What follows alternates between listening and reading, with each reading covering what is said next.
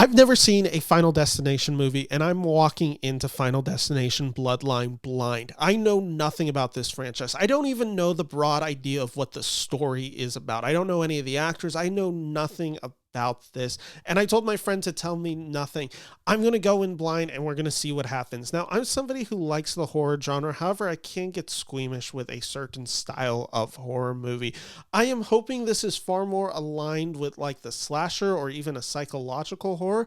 Those I can typically handle. Once we're in like the Saw territories where it's just something so bloody and disgusting and cruel and gruesome, like that's where I start getting really just anxious and nervous watching a movie. Like when we start getting disgusting, I really struggle to it. So I hope this movie is a little bit more psychological than it is gory, and that this isn't something really, really disgusting, because I will not be able to handle it. 3 hours later. So that was up. Yeah, just got out of Final Destination Bloodlines. 5 to 10 minutes in, I'm like, oh, okay, I get what this movie is, and I'm just going to struggle with this movie. I was kind of hoping this wasn't going to be a gore fest type movie, one with just some really like kind of CGI heavy kills. Ultimately, that's what I got. There is good stuff to talk about in this movie, and I plan to, and then there's also going to be just kind of my reaction to watching this movie, which I just have to say, obviously, this was my own thing. I didn't know anything about this movie. I just went in as blind as possible. And within a few minutes, I'm like, oh, okay. So there's something where they're all just like, it's very much a Chekhov's gun, where you see something about to happen. And you're like, well, they're probably going to die in this fashion.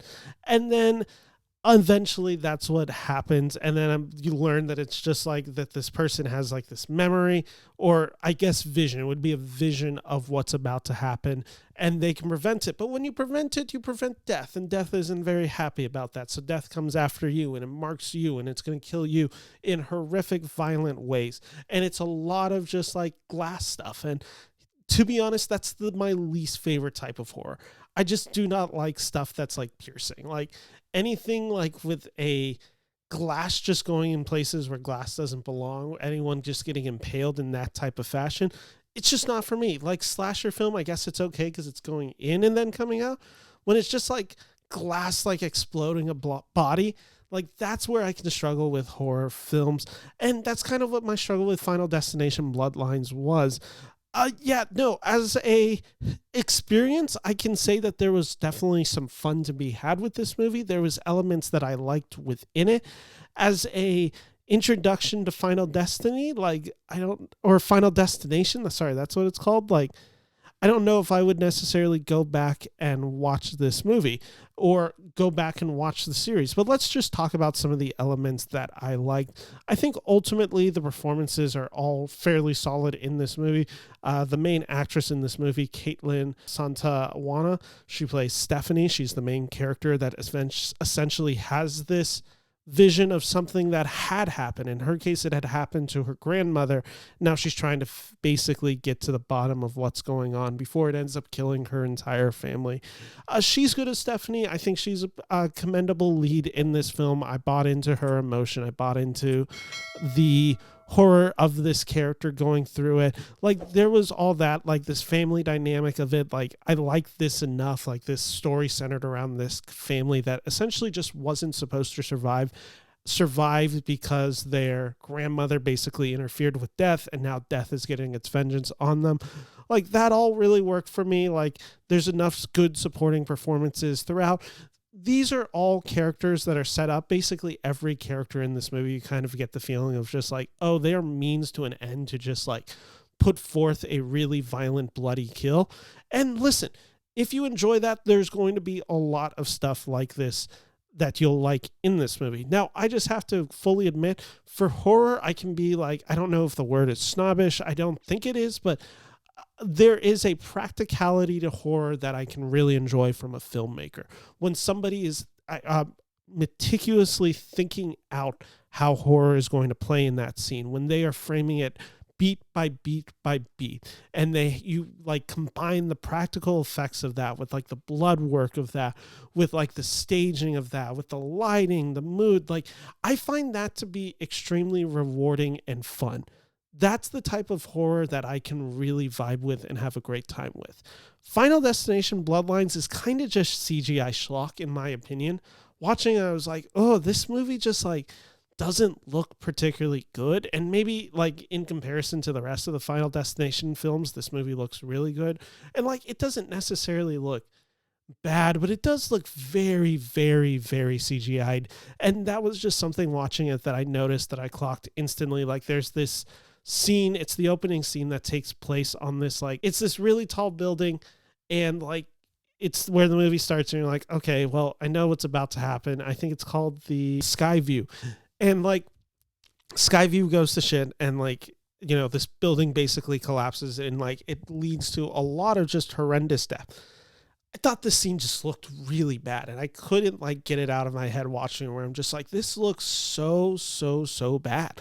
And like, had there been a little bit more practicality in this, or just like had the CGI-ness building like not been as present, or I should say the CGI-ness of like the backdrop of like the overview of the city looked a little bit more real, like I might have enjoyed this a little bit more. But ultimately, that's just kind of all the kills in it. Like after a while, I was just like, this looks like very heavily CGI'd, and nothing feels real. Now, I will just fully say, like, from that, like, there are moments in this film that work. Like, this movie is essentially, as I described it, the Chekhov's gun. There's a lot of moments in this film that I almost would describe as run-on sentence filmmaking, where it's just the setup for a death, but it just keeps going on and on and on. So, for instance, there's like this one with a glass in a drink. So the character accidentally breaks a piece of glass, and then it goes into the ice, and then the person scoops the ice, and then this person's about to drink the ice, but then something else happens, and they put that down, and then something like this happens, and then this glass of ice moves over somewhere, and yada, yada, yada, until eventually this person has this interaction with the ice, and it leads to their ultimate death. Like, that's the point of this movie, and I just found it a bit exhausting watching it. Now, with that said, I also just like struggle to watch a majority of this movie. Like, this is, again, a type of horror that I just don't necessarily appreciate or necessarily vibe with.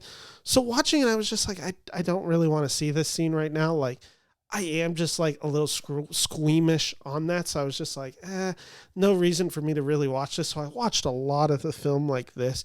Usually I have like a little, like, for horror movies, I usually have like a little towel that I bite on the entire time. Literally just like this. One, because I grind my teeth. Two, just because like I get pretty visceral reactions out of it, and I just don't like particularly screaming in public. In this movie, like I definitely noticed myself doing a lot of this, or like a lot of this, like just like really. There's one scene that takes place in an MRI machine where I literally just whipped off my glasses for a little bit. I'm like, nope, you know what? I don't want to see this scene. And again, there is really well designed. This MRI scene that I'm talking about is probably the most brutalist, upsetting kills I've seen in a movie in a hot second. Like, I thought it was truly disgusting, depraved, just something that I'm like, wow, someone came up with this idea. Like, this is just a bonkers idea for a death scene in a movie. That's pretty shocking. That's completely illogical, but it is like makes for a very memorable set piece. Like, the creativity of kills, there is fun to be had in the Final Destination movies. Ultimately, though, like going through it, I just was like, the whole fact that basically everyone, you know where they're going to go, that's a means to an end. The film also just kind of gets worse as it goes along. Like, the MRI scene is kind of like the accumulation of the second act. And I just thought the third act was pretty bad. It like revolves around this one set location, and it's in the dark, and I just didn't find this to work. I just didn't find this scene to be particularly engaging, both cinematically, both writing wise. The performances are fine enough in this scene. The scene in the hospital in the middle is the reason to see this movie.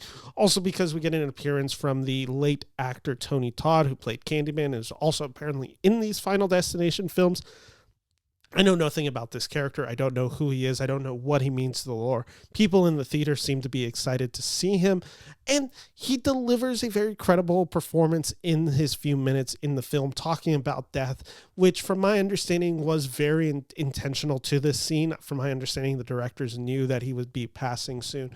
So this is something that he was able to perform very honestly, that he, from my understanding, like wrote or like helped with this part of the dialogue to kind of give his monologue that he gives. He's good in this movie. Tony Todd brings a lot of energy to this movie that I really worked. Like I said, this hospital scene is the standout scene in this movie. There's a few other good ones. Like there are certainly entertaining, like crazy death scenes. The mix of horror comedy or just really dark humor, like it worked for me. Like there were a few scenes where I noticed myself chuckling, like the absurdity of this situation, people basically learning that this is what the conspiracy is and this is what's happening to their family, and then rejecting it or like learning to accept it, like all that. Like there are moments done in this film that are really funny that way. There's like this continuous joke that happens 2 or 3 times where a family member dies and then they cut straight to the funeral. And then a few scenes later, another family member dies and they cut right back to the funeral. Again, it's also the hard thing where The Monkey just came out earlier this year, and The Monkey has a very similar structure of a joke. And that dark humor, I thought, worked much better in that movie than it does in this movie. But there is certainly an appeal that I could definitely see people enjoying it. I totally get why someone would get like their thrills and kick out of this movie. Like, it is certainly a silly movie. There's an absurdity to it. And there is a craziness to this concept that I certainly can see people getting their thrills. I think it's well acted enough. It like is well staged. Like there is that fun of just like being like, oh, that's about to happen, but oh, now that's another way to kill a person, but oh, there's it. And then it's like dominoes. Like that is what this movie is. It's a domino effect. And for people who like that, it's going to work. Again, I thought the domino effect was played fairly thin in this movie, but I'm also someone, this is my first Final Destination film. Like I have no love, care for this franchise. So if you've been in it, then this movie probably could really work for you. And from my understanding, fans are loving this movie. So I'm not here to like dissuade you. I'm just saying, from my honest opinion, what I watched, it was just something that I don't particularly care for, that I wasn't impressed by. And I've seen movies recently that have done this better.